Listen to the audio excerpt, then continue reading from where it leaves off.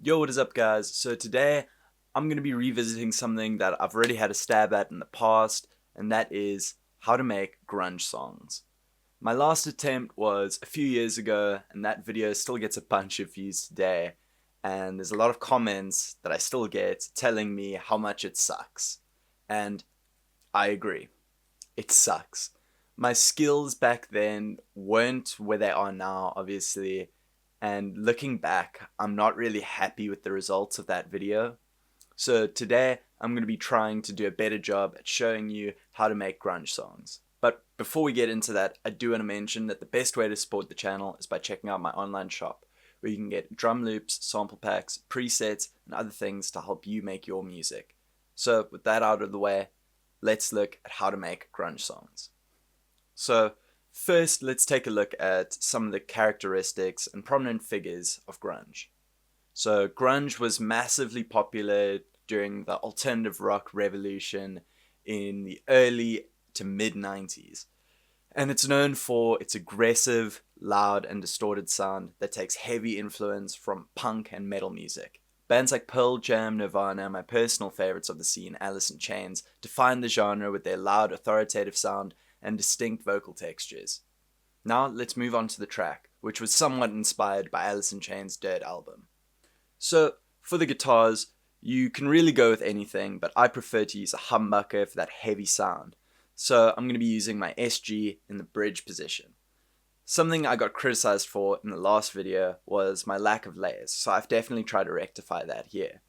I've got two pan guitar tracks here, but I'm also using two different amps and cabs on each track, for a total of 4 guitar tracks for the rhythm. On the left guitar, I'm using a DS1 going into a twin reverb amp, like Nirvana, and I'm comboing that with a Rat into a JCM 800, which is going into a Mesa cab, for that kind of Alice in Chains, metal kind of inspired sound.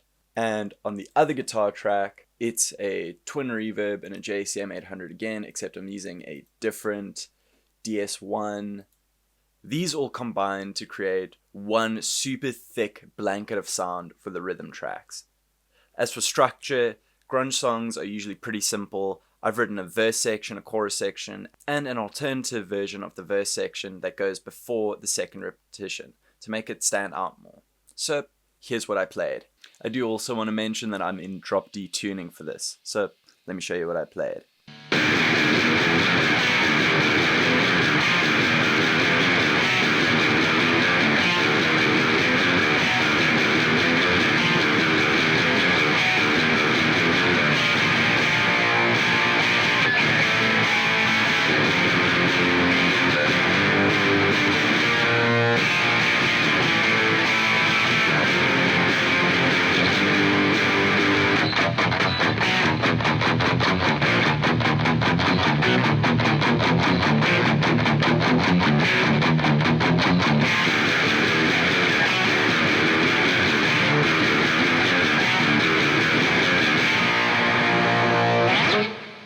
Something I'm doing as well, which will make slightly more sense when you hear the track in full context, is I'm starting the riff into the verse a bit early, which creates a slight anticipation.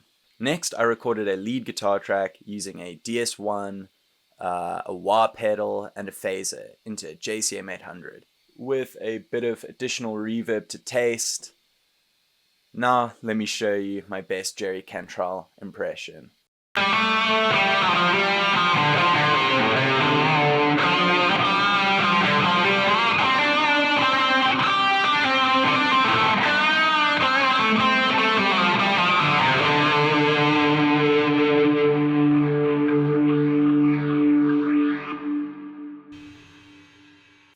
Remember guys, when in doubt, just play the vocal melody for the guitar solo. You can hear this on so many grunge songs, especially Nirvana songs, where for a solo, you just play the vocal melody from the chorus. And most of the time, it sounds absolutely killer. Now let's take a look at the bass track. So for the bass, I'm using my active PJ bass with the mids and treble boosted to simulate the tone of Mike Starr's NS Spectre bass. I have that running into BOD, which is a Sans Amp bass driver clone that's free and I highly recommend it. I use it in all my videos And if you want great bass tone for free, you want this plugin. So go get it. You also want to be using a pick, and you want to attack the strings with a lot of force to get a nice bitey sound. So here's what I came up with for the bass line.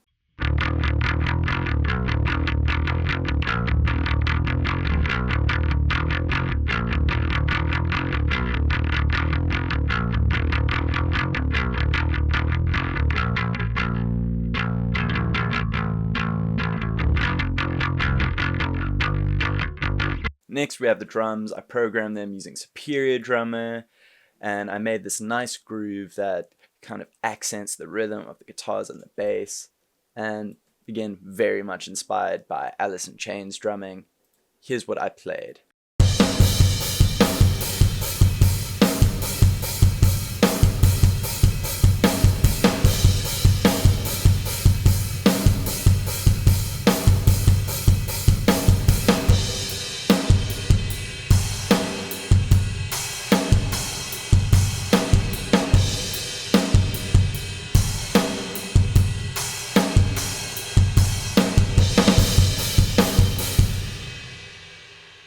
Finally, I want to cover a few things I did in the mixing and post-production process to bring the track together and make it sound more cohesive. Firstly, something I've been doing in most of my tracks recently is I added a little bit of room reverb on a send track. This creates more of a live in the studio recording kind of sound and acts like a glue that connects everything together. Remember to cut the low end from this track to prevent any unwanted frequency clashes with the bass. Then I EQ'd the kick drum and the bass so that they don't clash, and basically what you do is you find kind of the dominant frequency of the kick and the dominant frequency of the bass, and you kind of add and subtract. So here I've got an EQ on the drums, and you can see I'm boosting and I'm also cutting a frequency, and then on the bass you've kind of got the exact same thing except in reverse. So if you want your kick and your bass to kind of mix together, this is what you got to do. The last thing I did was on the master, I did a little bit of parallel compression, which is where you heavily compress the signal, but you turn the dry wet mix to about half, so you still get nice dynamics, but you still get a nice consistent sound. Then I added some saturation just to add a bit more warmth to the track.